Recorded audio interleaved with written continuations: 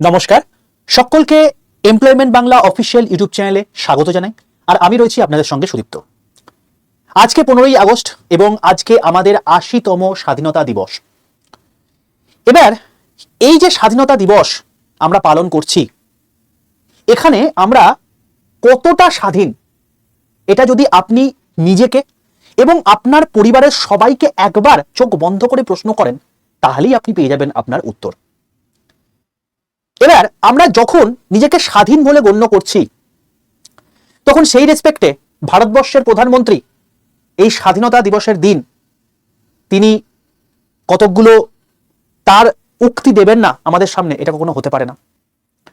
তো আজকে 2026 থেকে আজ থেকে 20 বছর পর 2047 সালে ভারতের উন্নয়ন ব্যবস্থা কি হতে চলেছে, কি রূপরেখা হতে চলেছে ভারতবর্ষের, সেটার একটা ক্লিয়ার কাট ধারণা লাল কেল্লায় দাঁড়িয়ে ভারতবর্ষের প্রধানমন্ত্রী নরেন্দ্র মোদী মহাশয় দিয়ে দিলেন।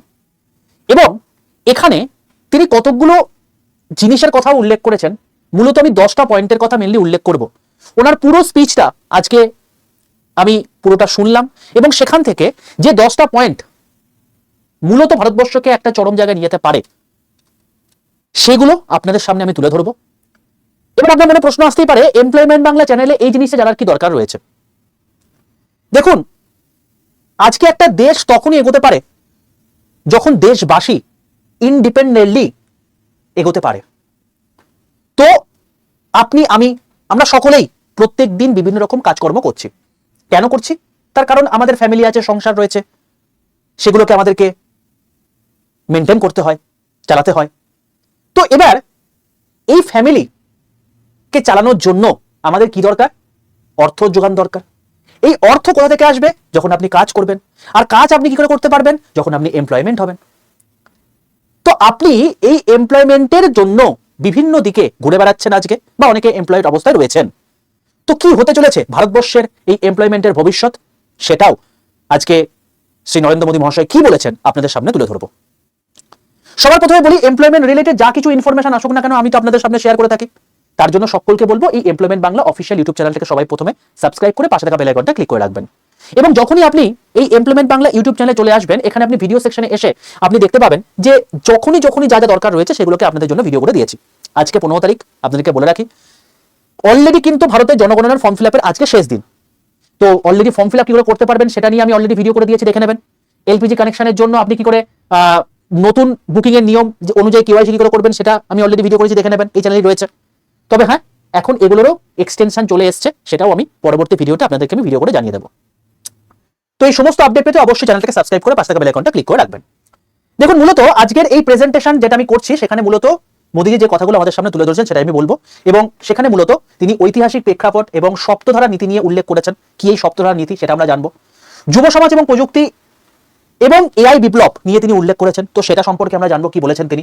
খনিজ নিরাপত্তা এবং আত্মনির্ভর ভারত সম্পর্কে বলেছেন, এবং জাতীয় নিরাপত্তা এবং দিমাগি নকশালের কথাও তিনি কিন্তু উল্লেখ করেছেন। এক এক করে আসি আমরা।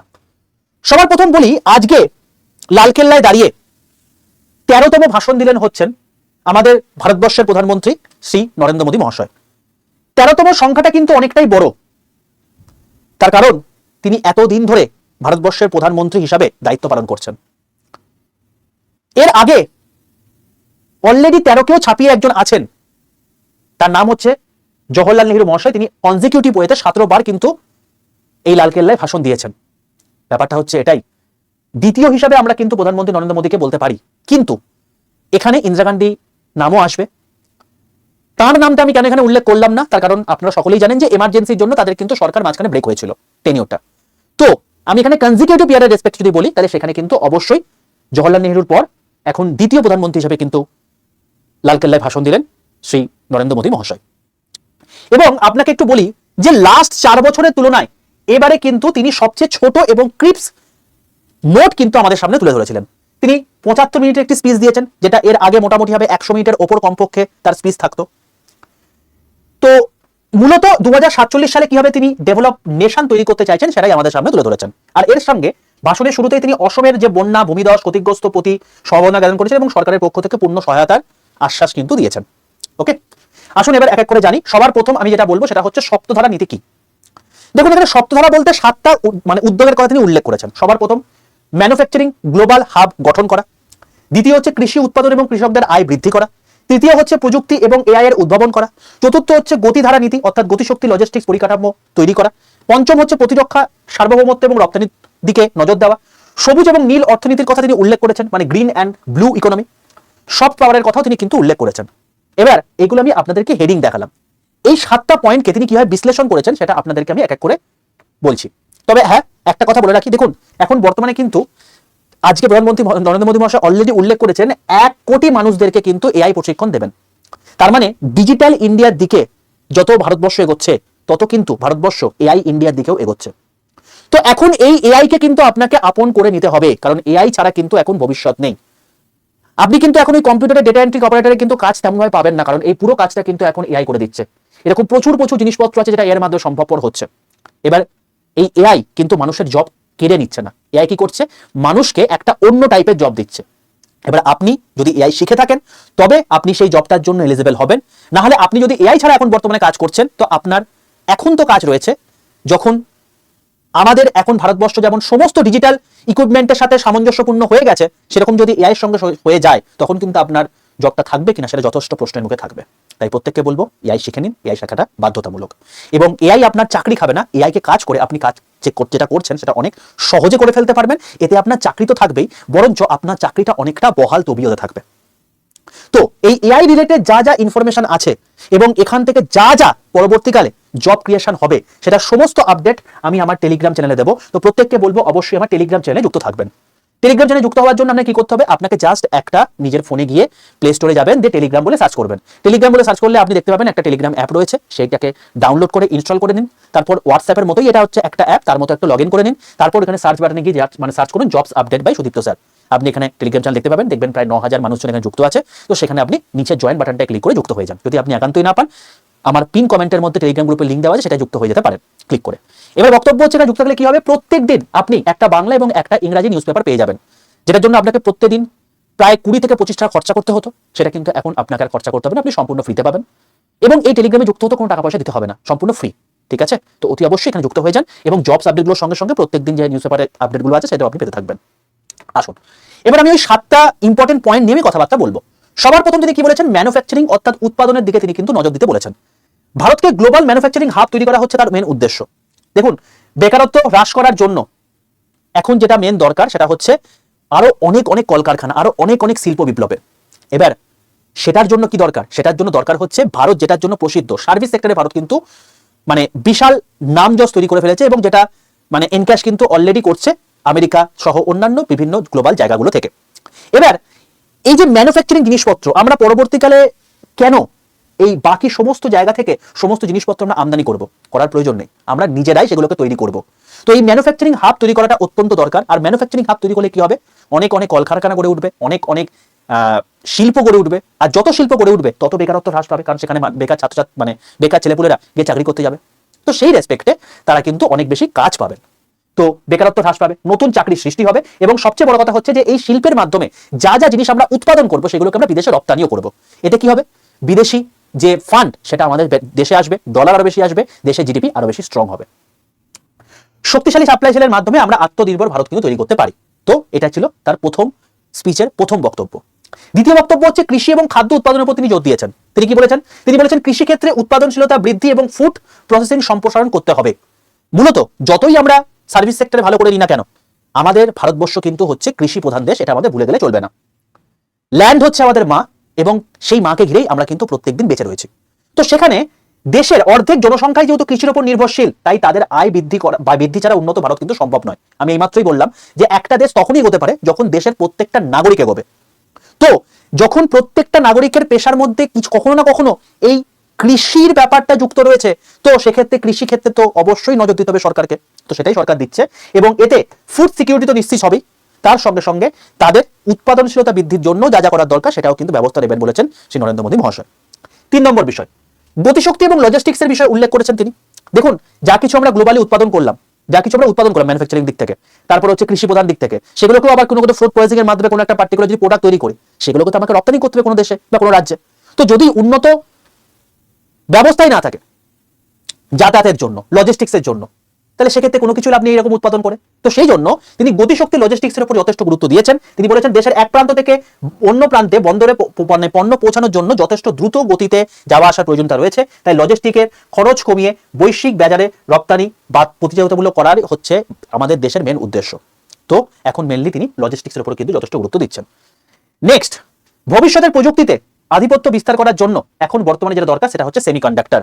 তার কারণ দেখুন, সেমিকন্ডাক্টর ছাড়া কিন্তু আমরা কোনো কিছুই এখন কিন্তু তৈরি করতে পারবো না। তো সেমিকন্ডাক্টর, ইমার্জিং টেকনোলজি এবং সবচেয়ে বড় কথা হচ্ছে এআই, এবং এর জন্য গবেষণা বৃদ্ধি করে বিদেশি নির্ভরশীলতা কমাতে হবে।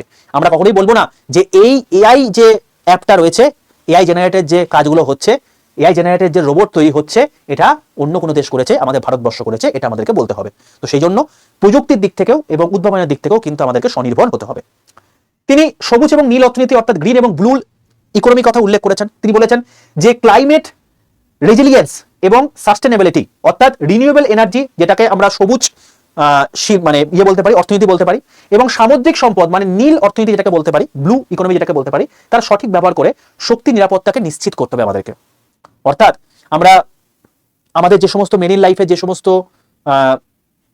জিনিসপত্র আছে সেগুলোকে প্রপারলি ইউটিলাইজ করতে হবে, সেখান থেকে অর্থ আনতে হবে, এবং যেটাকে আমরা রপ্তানি করতে পারবো সেটাকে রপ্তানিও করতে হবে। তো সেটার উপর তিনি বিশেষ গুরুত্ব দিয়েছেন।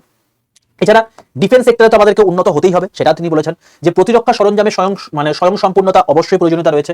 যুদ্ধ বিমানের মতো সরঞ্জাম ভারতে তৈরি করতে হবে, যাতে যুদ্ধের সময় বিদেশি শক্তি যেমন রাশিয়া আমেরিকার উপর নির্ভরশীলতা আমাদের না থাকে। লাস্ট হচ্ছে তিনি 7 নম্বর পয়েন্টে যিনি বলেছেন সেটা হচ্ছে সফট পাওয়ার। সামরিক এবং অর্থনৈতিক শক্তির বাইরে ভারতের আন্তর্জাতিক প্রভাবও যাতে বিস্তার পায়, তার জন্য তিনি যোগব্যায়াম, ভারতীয় সংস্কৃতি এবং চলচ্চিত্রের মাধ্যমে বিশ্বজুড়ে একটা পরিচিতির আবহাওয়া তৈরি করার কথাও কিন্তু তিনি উল্লেখ করেছেন। তো এই হলো 7টা বিষয়, যে 7টা বিষয়কে তিনি সপ্তধারা ভিউ বলে উল্লেখ করছেন। ঠিক আছে, তো আপনাদের সামনে আমি সপ্তধারা বিষয়টা বলে দিলাম। এবার আপনাকে বলি আরো কিছু ইম্পর্টেন্ট কথা তিনি বলেছেন।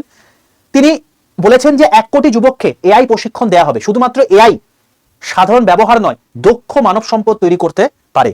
তো আগামী 1 বছরের মধ্যে 1 কোটি যুবককে সঠিকভাবে এআই প্রশিক্ষণ দেওয়া এবং যাতে ভারত বিশ্বব্যাপী প্রযুক্তির ক্ষেত্রে নেতৃত্ব দিতে পারে, সেই ক্ষমতা যাতে ভারতের আসে, সেটাকে তৈরি করতে হবে।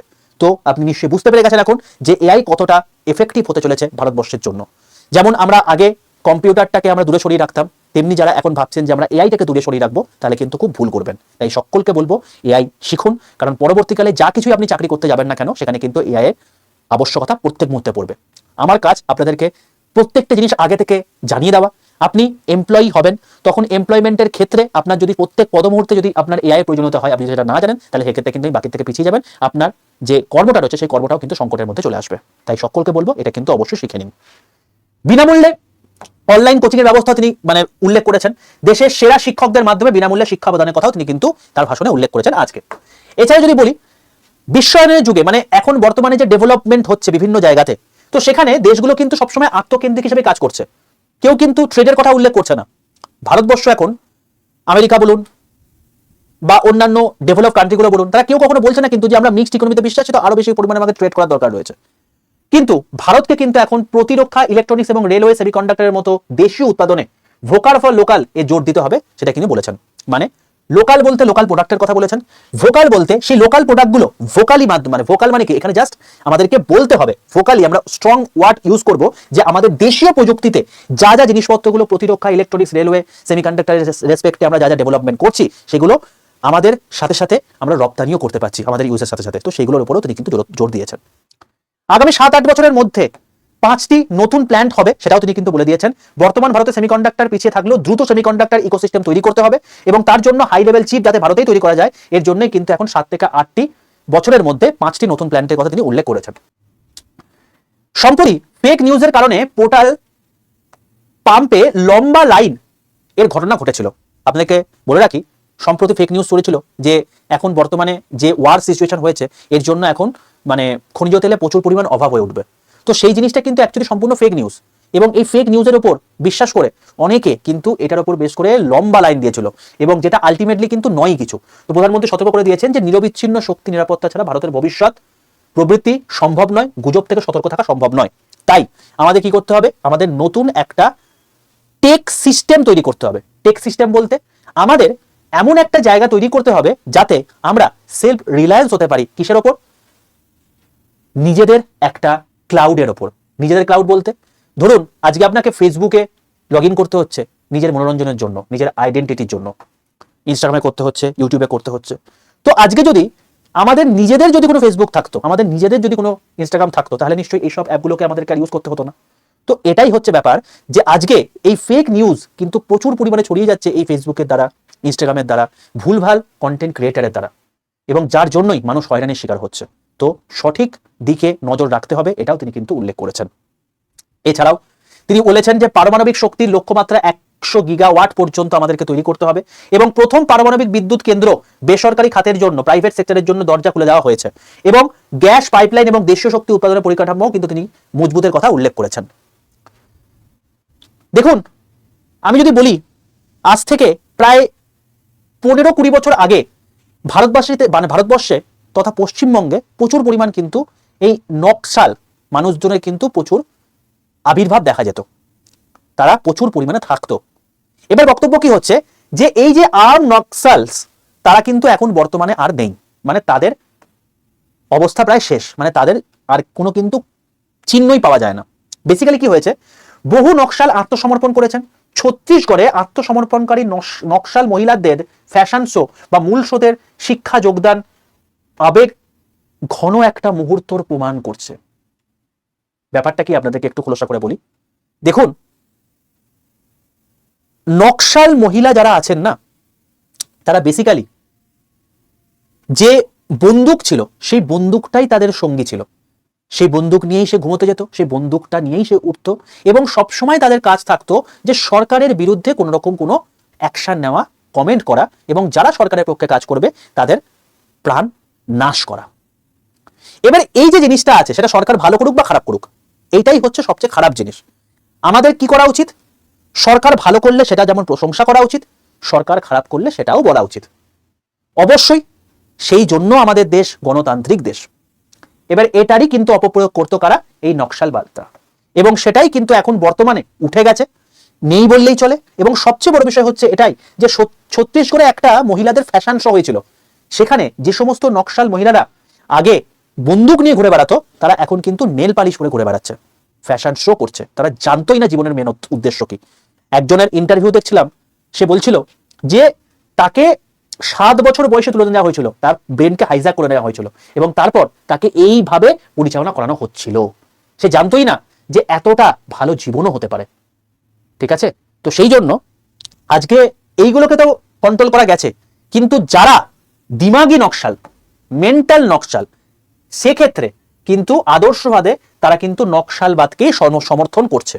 তো সেই জন্য বর্তমান শাসন ব্যবস্থাকে উৎখাত করাই, দেশের পরিকাঠামোকে ক্ষতিগ্রস্ত করাই কিন্তু এখন মেন উদ্দেশ্য তাদের। তো সরকার এবং সাধারণ মানুষকে একসাথে এই মেন্টাল নকশানের বিরুদ্ধেও কিন্তু রুখে দাঁড়াবার জন্য আহ্বান জানিয়েছেন দেশবাসীকে শ্রী নরেন্দ্র মোদী মহাশয়। নেক্সট যদি বলি, গত 12 বছরে সরকার সফলভাবে 25 কোটি মানুষকে দারিদ্র সীমার বাইরে বের করে আনতে পেরেছে, এটা সরকারের দাবি। যদি আপনার মনে হয় এই দাবিটা গ্রহণযোগ্য, কমেন্ট সেকশনে লিখে জানাবেন। এছাড়াও বিশ্বের 40টির বেশি দেশের সাথে ফ্রি ট্রেড এগ্রিমেন্ট এর নিয়ে আলোচনা কিন্তু এখন বর্তমানে চলছে, অলরেডি স্যাংশনও অনেকগুলো হয়ে গেছে। লক্ষ্য হলো বিশ্ববাজারে মেড ইন ইন্ডিয়া পণ্যের প্রসার বাড়ানো, ভারতকে একটি বৈশ্বিক অর্থনৈতিক এবং প্রযুক্তিগত শক্তি কেন্দ্র হিসেবে প্রতিষ্ঠা করা। এটাই হচ্ছে এই আজকের দিনের লালকেল্লার মেন ভাষণের মোদিজির মেন উদ্দেশ্য। এবার দেখুন, এখানে আমি আরেকটা কথা উল্লেখ করব, এই প্রথম লালকেল্লায় স্বাধীনতা দিবসের অনুষ্ঠানে বন্দে মাতরম আবৃত্তি কিন্তু করা হয়েছিল, এবং বন্দে মাতরমকে জাতীয় সঙ্গীতের সমতুল্য মর্যাদাও প্রদান করা কিন্তু আজকে হয়েছে।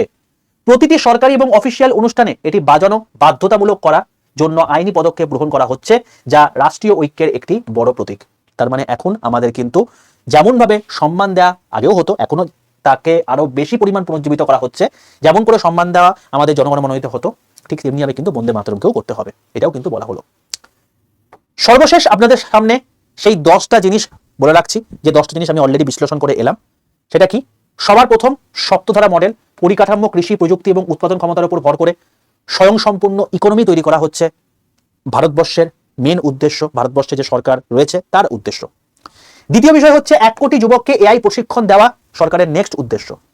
তৃতীয় হচ্ছে সেমিকন্ডাক্টর উৎপাদন 100 গিগাওয়াট পারমাণবিক শক্তি এবং ক্রিটিক্যাল মিনারেল অংশীদারিত্ব করা হচ্ছে সরকারের নেক্সট উদ্দেশ্য। আর দিমাগি নকশাল প্রতিহত করে সামাজিক সংহতি বজায় রাখাই হচ্ছে মেন উদ্দেশ্য। তো এই তিনটে জিনিস, অর্থনৈতিক, প্রযুক্তি এবং নিরাপত্তা, তিনটে জিনিস যদি ঠিকঠাক হয়ে যায় তাহলে 2047 সালে আমাদের ভারতবর্ষ কিন্তু আজকের ভারতবর্ষ থাকবে না, সেটা আলাদা জায়গায় থাকবে এবং ডেভেলপ কান্ট্রিতে কিন্তু রূপান্তরিত হবে বলে মনে করছেন আমাদের প্রধানমন্ত্রী নরেন্দ্র মোদী মহাশয়। আমি পুরো জিনিসটা ডিকোড করলাম যে কথাগুলো তিনি বলেছেন তার উদ্দেশ্যে। এবার এটাতে যদি আপনি ক্রিটিক্যালি কোনো জিনিস থিঙ্কিং চাইছেন, লাইক দিমাগি নকশাল, লাইক আমরা সত্যি কি স্বাধীন, লাইক যা যা জিনিসপত্রগুলো আজকে সরকার বলছে, সরকার কি সেগুলো করছে, যদি এই টাইপের ক্রিটিক্যাল থিঙ্কিং বিশ্লেষণ চান কমেন্ট সেকশন লিখে জানাবেন, তাহলে সেগুলো নিয়ে আলাদা আলাদা করে ভিডিও আমি করেই দেবো এবং সেগুলো নিয়ে আলোচনা তো হবেই। আমি মূলত আজকের এই ভিডিওর মধ্যে এটাই বলতে চাইলাম, এটাই বোঝাতে চাইলাম যে ভারতবর্ষ যেভাবে এগোচ্ছে বা এগোবার কথা ভাবছে তাতে কিন্তু আপনাকে অনেক বেশি পরিমাণ ইনকাম করতে হবে এবং সেই ইনকাম যদি করতে পারেন, তার থেকে ট্যাক্স সরকারকে দিতে পারেন, তাহলে সরকার সেই ট্যাক্সের টাকায় আমার আপনার সকলের ভালো করার চেষ্টা করবে এবং যেটার মাধ্যমে ডেভেলপ কান্ট্রিতে ভারতবর্ষ আরো এক স্টেপ এগিয়ে যাবে। তো আমাদের মেন উদ্দেশ্য যত পারবো আমরা নিজেদের বেটারমেন্ট করার চেষ্টা করব, কারণ নিজে বেটার হলে তবেই দেশ এগোতে পারে। এবার দেখুন, আপনি এআই শিখছেন, এআই নিয়ে আপনাকে আমি অবগত করে দিলাম। এবার যা যা শিখছেন সেগুলোকে যদি আপনি প্রপারলি এনক্যাশ করতে পারেন তাহলে আপনি বিশাল পরিমাণ ইনকাম করতে পারবেন। আপনি যদি আজকে একটা ইউটিউবের ভালো কন্টেন্ট তৈরি করেন, ফেসবুকের যদি ভালো একটা কন্টেন্ট তৈরি করেন, ইনস্টাগ্রামের যদি একটা ভালো কন্টেন্ট তৈরি করেন, তাহলে সেই রেসপেক্টে আপনার সেখান থেকে একটা আর্নিং হবে। সেই আর্নিং এর মাধ্যমে অনেকে চাকরি পর্যন্ত ছেড়ে দিয়েছে আজকালকার দিনে। আজকে এমন অনেক ইউটিউবারকে দেখতে পাওয়া যায় যারা একসময় ইউপিএসসি ক্র্যাক করে আইএএস অফিসার ছিলেন, ডাব্লিউবিসিএস অফিসার ছিলেন, মিসলেনিয়াস অফিসার ছিলেন, রেলের একটা বড় পোস্টে চাকরিরত অবস্থায় ছিলেন। তারা সেই সমস্ত জায়গা ক্র্যাক করে এসে আজকে কন্টেন্ট ক্রিয়েটার হয়ে গেছেন। তার কারণ কন্টেন্ট ক্রিয়েটার হচ্ছে এমন একটা জায়গা যেটার মাধ্যমে আপনি বাড়িতে বসে প্রচুর প্রচুর টাকা ইনকাম করতে পারছেন, কোথাও তার জন্য যেতে হচ্ছে না, এবং তার সঙ্গে সঙ্গে আপনি আপনার যে চিন্তা ভাবনা সেটা শেয়ার করতে পারছেন 4-5টা মানুষের সাথে। কন্টেন্ট কি? আপনি যে রান্না করছেন সেটাই একটা কন্টেন্ট, আপনি যে ভালো গল্প বলতে পারেন সেটা একটা কন্টেন্ট। কেন গপ্প মিটার থেকে মিল করছে না? কেন রান্নার ভিডিও আপনি দেখেন না? আপনি কোনো ভালো একজন বাগ্মী, আপনি ভালো কথা বলতে পারেন, তো আপনি কোনো একটা বিষয়ে কথা বলে দিচ্ছেন, সেটাও একটা কন্টেন্ট। কোথাও একটা ফর্ম ফিল আপ হচ্ছে, সেটা আপনি ভিডিও করে মানুষকে অ্যাওয়ার করছেন, সেটাও একটা কন্টেন্ট। তো এই সমস্ত জিনিসপত্রই কিন্তু এক একটা কন্টেন্টের মধ্যে পড়ছে। আর এই কন্টেন্টগুলোকে প্রপারলি যদি এনক্যাশ করা যায় তাহলে কিন্তু মানুষ এত বড় বড় চাকরিও কিন্তু ছাড়তে পারে। কারণ সেই চাকরি করতে গেলে তাকে দেশের বাইরে থাকতে হচ্ছে, রাজ্যের বাইরে থাকতে হচ্ছে, পরিবারের সাথে থাকতে পারছে না। তো এগুলো এক একটা প্রতিবন্ধকতা আসে চাকরির ক্ষেত্রে। তো এই সমস্ত জায়গাগুলোতে যখন মানুষ কাজ করছে তখন সেখান থেকে সে মাস গেলে এত এত টাকা ইনকাম করে ফেলছে, যেটা সেখানে থাকলে হয়তো 2-3 মাস ইনকাম করতো। তো দরকার পড়ছে না তার কিছুগুলো করার। তবে হ্যাঁ, সবকিছু ডেডিকেশন লাগে, কোনো কিছু এমনি এমনি হয় না। তো আপনাদেরকে আমি বলতে পারি, এখন বর্তমানে যেহেতু এআই একটা বিশাল লেভেলের জায়গায় পৌঁছাচ্ছে, তো যদি আপনি এআই প্রপারলি শিখে কন্টেন্ট ক্রিয়েট করতে পারেন তাহলে আপনি কিন্তু এই ফিল্ডে একটা বড়সড় জায়গায় পৌঁছতে পারবেন। আমাদের এআই কন্টেন্ট ক্রিয়েটার ব্যাচ রয়েছে, সম্পূর্ণ বাংলায় আপনাদের শেখানো হবে। ইউটিউব, ইনস্টাগ্রাম, ফেসবুক, এই প্রত্যেকটা জায়গাতে আপনি সেই কন্টেন্ট ক্রিয়েটার ব্যাচ থেকে শিখে নিয়ে সেখানে কন্টেন্ট ক্রিয়েট করতে পারবেন। আপনার ইচ্ছা হলো আপনি কোন একটা ইউটিউব চ্যানেল খুলে নিলেন, যে সেখানে কিছু বলে দিলেন, সেখানে তো আলটিমেটলি আপনি রিচ পাবেন না, সেখান থেকে আপনি তো ইনকাম করতে পারবেন না। তার জন্য দরকার proper thinking, proper hook creation, proper thumbnail making, proper SEO, proper designing, এই সমস্ত কিছু। আর এই সব কিছু এখন বর্তমানে কিন্তু একজন মানুষ করে ফেলতে পারছে এবং উইথ এআই করে ফেলতে পারছে। যদি আপনি চান আপনি একাই পুরো জিনিসটা করে ফেলবেন, তাহলে most welcome to our new course.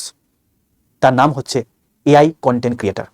স্বাধীনতা দিবসের জন্য আপনাদেরকে ফাইন্যান্সিয়ালি স্টেবল করার উদ্দেশ্যে, স্বাধীন করার উদ্দেশ্যে মূলত আজকে এই ব্যাচের দাম সবচেয়ে কম রয়েছে। হ্যাঁ, এই ব্যাচটা ছিল না, আপনাদের রিকোয়েস্টে আপনাদেরকে আমি আগের দিনই জানিয়েছিলাম ব্যাচটি নতুন এসছে, কিন্তু আপনারাই বলেছিলেন যে 100টা ফিল আপ হয়ে গেছে, তো সেক্ষেত্রে যদি আরেকটু সুযোগ করে দেন। তো আপনাদেরকে জানিয়ে রাখি, আজকে রাত 12টা পর্যন্ত এই ব্যাচটি থাকবে।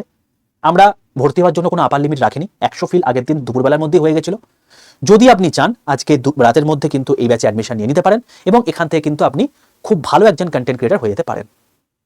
সম্পূর্ণ এআই এর মাধ্যমে কি করে কন্টেন্ট ক্রিয়েটর হবেন। এখন অনেকে ভিডিও করে না, অনেকে এআই দিয়েই এমন ভিডিও করে দেয় যে সেটাই মানুষ দেখে নিচ্ছে, সেখান থেকে ইনকাম করে নিচ্ছে। তো এই জিনিসপত্রগুলো আপনাদেরকে শেখানো হবে এই ব্যাচের মধ্যে। যদি চান এই ব্যাচে এনরোল করতে, তাহলে এক্ষুনি এনরোল করে নিন। কি করে করবেন?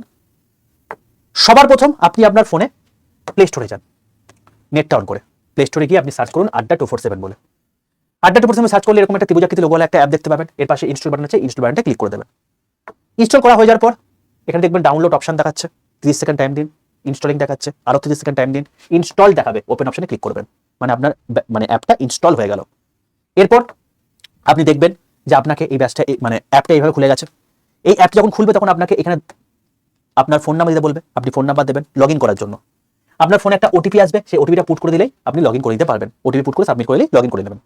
লগ ইন হয়ে যাওয়ার পর আপনাকে বলবে অ্যাপের মধ্যে যে আপনি কোন ল্যাঙ্গুয়েজে অ্যাপটা চালাতে চাইছেন, বাংলা নাকি ইংরাজি, সেই ল্যাঙ্গুয়েজটা চুজ করে নিন, কোনো সমস্যা নেই। এবার আপনাকে বলবে সিলেক্ট ইউর গোল, আপনি কি করতে চাইছেন, স্কিল শিখতে চাইছেন, কিসে শিখতে চাইছেন, বাংলা শিখতে চাইছেন। বাংলা কোথায় আছে?